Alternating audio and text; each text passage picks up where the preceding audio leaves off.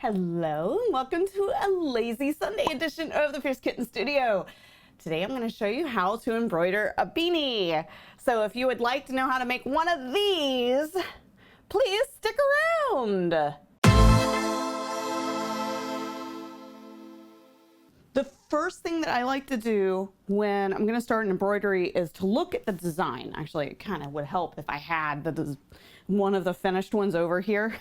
So this is the finished design. This is a Metroid. And since I have a single needle embroidery machine, and a lot of you are probably in this boat because I personally can't justify a multi-needle right now. Cha-ching! I like to go through the design and figure out what color threads I need first. And then what I do is I line them up in the order in which I'm going to need them and set it by the machine. So starting over here and working my way down, these are the threads I'm going to need to switch to. And I will actually show you a little trick on how I quickly thread the colors through for my single needle machine. But this helps me keep things organized so I'm not digging around for colors or lose track of where I'm at. And as I do a color, I just move it up. So it's like we're back. It's like a really delicate game of chess. But let me move these over. So the supplies you're going to need, aside from the obvious thread, is you're going to need the hoop. And I suggest using a really small hoop. This is roughly 100, I'm sorry. Yeah, it's like 2 inches by 2 inches. Sorry, freedom units. And I use cutaway stabilizer because this is a worn item. It's probably going to end up in the wash at some point. So I don't want to use a tearaway with this, although, you know, some tearaways, you know, your mileage may vary. It's just I prefer to use cutaway with these. And then because the beanie is so plush, I also want to have a water soluble stabilizer like Solvay. This looks like saran wrap, you know, like a plastic wrap or cling wrap or insert trademark here wrap.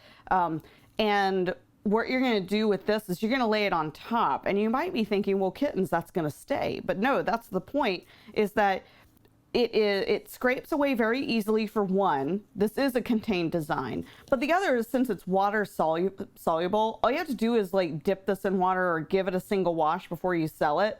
And this any extra will disappear. Like take, for example, this imposter hat that I did. Now I goofed this on the placement.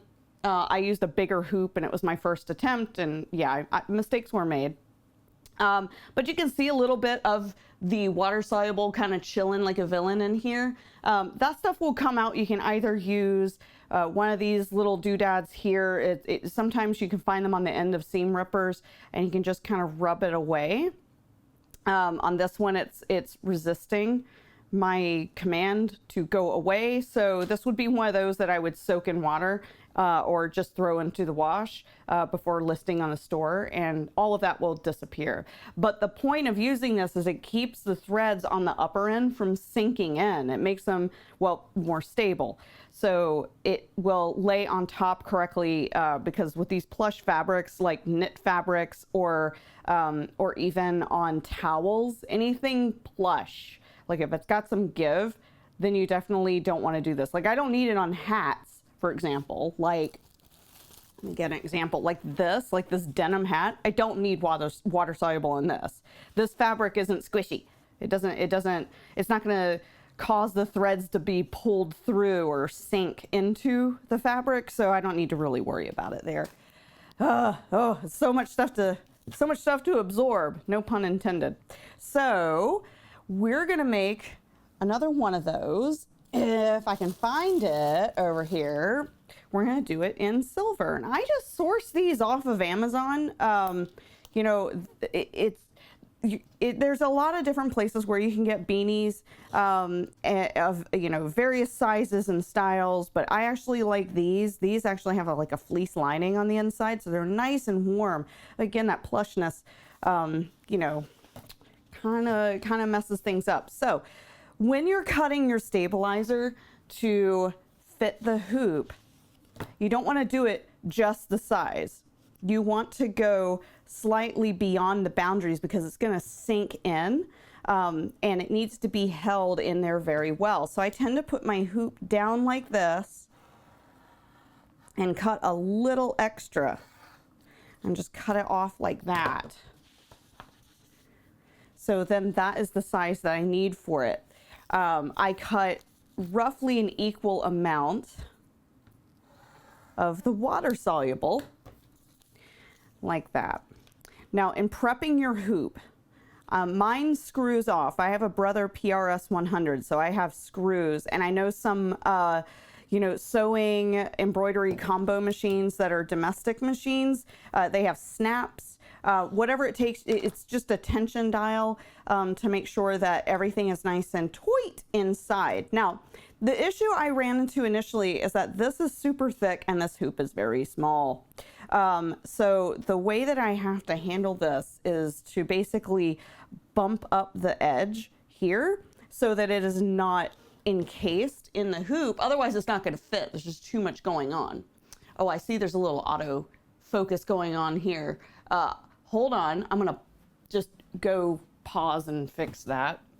Okay, that's been resolved. Sorry about that. Good grief. I just looked over and saw it, and these cameras. Okay, so you're holding the beanie like this. This is where you want the design go, okay?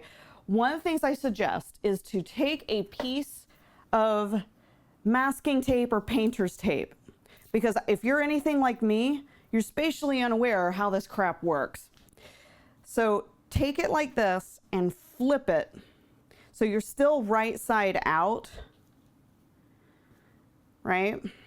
But this is the part that you need to embroider. Now, if you were to try to flip this inside out and, do it, let's say you wanted to do it this way. If you're on a flatbed machine, you're gonna have a really hard time with that, because then you have this part underneath and you're gonna be stretching and pulling the fabric in a way that's probably going to warp your design. So I suggest that you do this with it right side out, like so. And you're looking underneath and see that's where you're going to embroider. And that tape kind of helps you know, okay, this is the right side of my embroidery. This is the underside. On the wrong side / underside, like I said, you want to place your stabilizer, but you don't want to take the tip of the cap all the way to the end, because this is going to get caught again in here at the upper part. It needs to be as tight like a drum. You need to have something stabilized, and so you don't want that to happen. Now that I know where this is, I'm going to remove this tape and just set it off to the side, and I swear I'll remember it.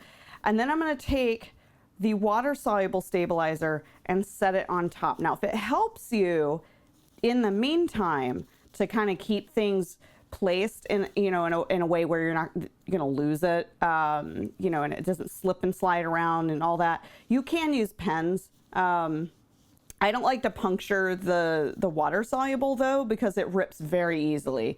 Then I take the top part, the inner portion of the hoop, and I place it on top.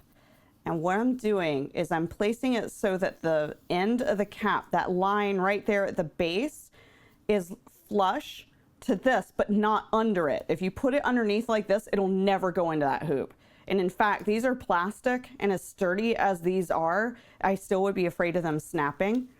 And so I put it right there flush at the end. And plus, it's not going to stitch right up here. It stitches about a 1/4 inch inside the ring here, and that's a safety mechanism, so it doesn't start stitching in here and breaking needles. So it's not going to stitch right up to it, but this also helps you align it and understand where you want to place the design. And it's dead. I want mine to be dead center so that when I fold this up, it is pretty much center on the cuff. So the base of the cuff is where you want to line that up. And then I take the bottom section here and I put my fingers underneath it and my thumb up on this and I hold it down. And same thing, just keep a really good grip on all of this and then lift it up. So that's keeping everything lined up all together with the inner portion of the hoop. And then I start from the back and I go downward like this, keeping pressure on it because it will pop out on the other end. Keep pressure on the corners here, and then with your thumbs, push down, and then on the opposite corners, and then push it in like that. And then look at it and just make sure, you know, nothing got kind of hinky. Pop it out and rehoop it if you need to. And then sometimes I'll go up underneath and I'll just give a little gentle pressure because you want this all to be flush along the bottom as much as possible. Otherwise, it's likely to pop out. Now you can apply the tension, and whether this be clips around your hoop or this screw. With the screw ones, by the way, if you have one like this, I tend to squeeze a bit and then start screwing it shut because you can see it's kind of bowed out here a little bit. So I'm just gonna, you don't have to screw it all the way. It doesn't have to be completely closed, but it needs to be tight enough that you feel like the pressure and the speed of the machine isn't gonna puncture through this and cause it to pop out. Ask me how I know. I've done it. Now, you're looking at this and go, well, it's gonna stitch through this. No, it won't. Because what you're gonna do is you're gonna fold this back. And I will show you that at the machine. Okay, so this at my machine, I understand this is a little different than what you would see if you have a combination machine that's a flatbed, but the technique that I'm showing you is going to work regardless of if you have a flatbed or a free arm embroidery machine like this. So back here is the hook. And your hoop just slides right in. And regardless of what machine type you have, you're going to have a portion of your hoop that's going to slide into the machine. Typically on a combination machine, it's going to be, your hoop's going to be oriented like this, and so that your hook is on the left side and the arm is on the left. So just pretend this is oriented that way. So you'll just slide your hoop in, and it will snap in place. My machine's doing all kinds of automatic fun stuff right now. I apologize. And then you'll see, like, if you had it like this, you're just gonna fold this back. Oh my goodness, it's so bright. I'm so sorry. That light is something, isn't it? There we go. Okay, so let's try that again. One more time with feeling. Okay, let that adjust. You're just gonna take the cuff on the opposite side and roll it out of the way. Sometimes you can take clips or pins to keep it, you know, kind of out of the way and all that. The important thing is that on your embroidery machine, when you orient the design, remember that this end is up. So don't accidentally do it upside down. Now, by default, my machine already does this end is up, but double check that before you get started, because I'd hate for you to end up with an upside down design. Now, what I can do, I can go ahead and I can set it to go. And I'm gonna give you guys the time lapse of this until I have to change colors, and I'll show you how that I change the colors around. So I'm gonna just gently hold this thread, because you don't want some, you know, tension pull back. It'll flap it up in the machine, but I'm just gonna hold it and let it go.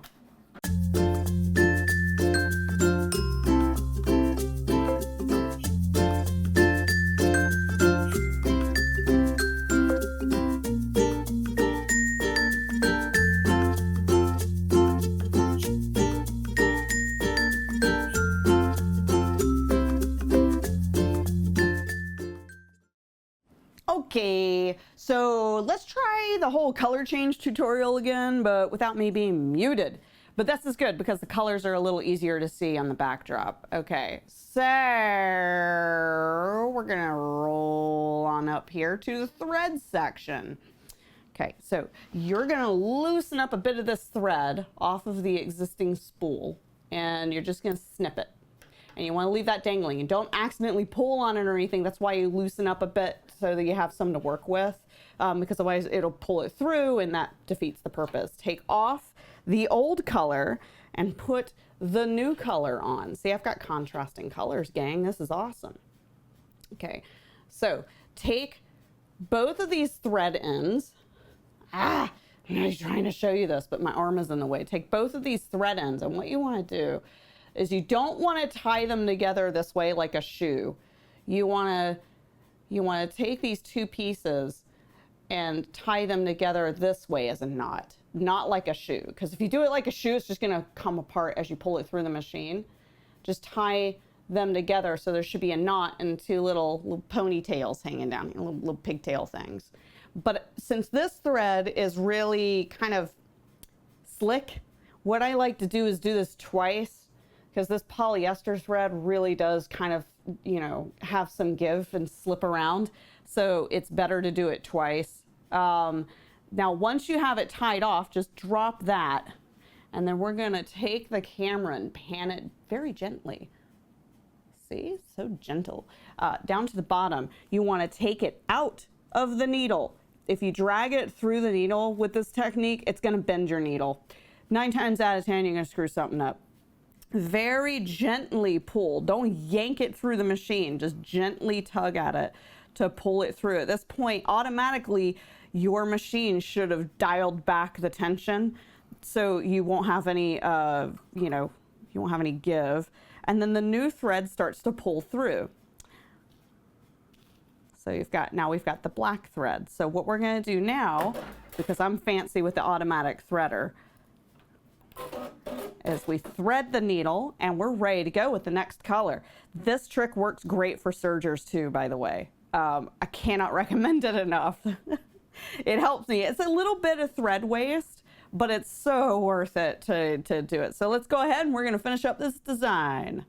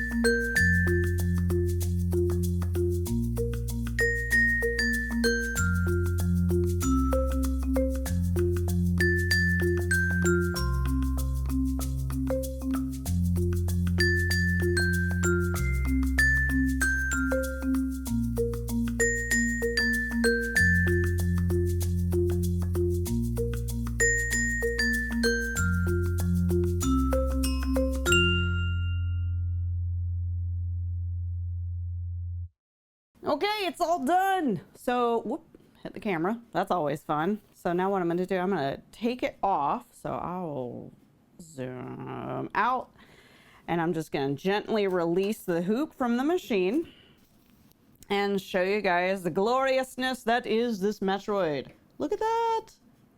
That's pretty cool, huh? All right, now I'm gonna go over to the cutting table and we'll take it out. Okay, we got it. So first things first, just go ahead and roll it up, get it out of the way so you can get to the underside of your hoop and release the tension however best for your hoop style. And again, if you have this style with the screw, I do push in and keep an eye on it because I don't want the nut to pop off in there. Context. And then gently pop out the hoop and take away the interior piece.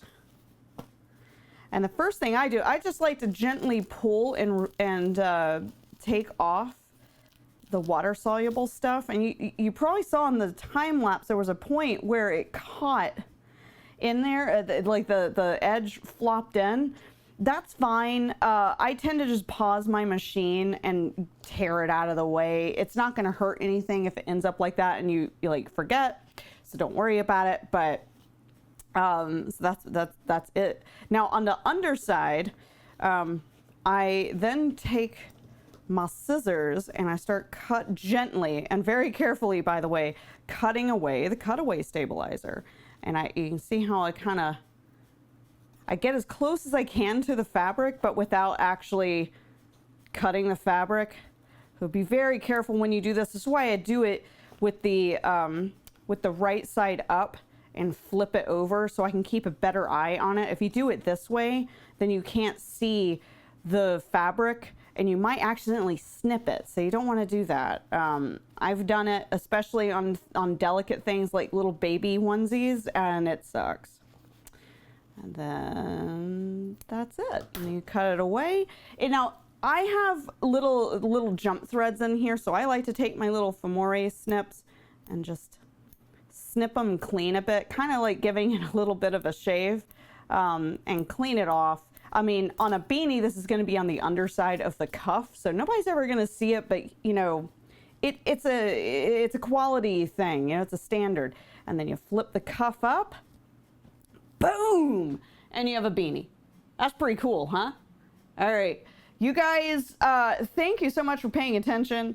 You know, please leave feedback below. I would love to hear from you on things that you would like to learn about embroidery, because this is kind of a rediscovered passion of mine. I'm actually really enjoying it, so I want to share that. I think in the next video I'm going to show you how to apply it to a handbag, you know, like on vinyl and stuff, because it's really cool. You can do some really nice effects with it, especially when you start diving into like glow-in-the-dark thread. So thank you so much. And I'll see you next time.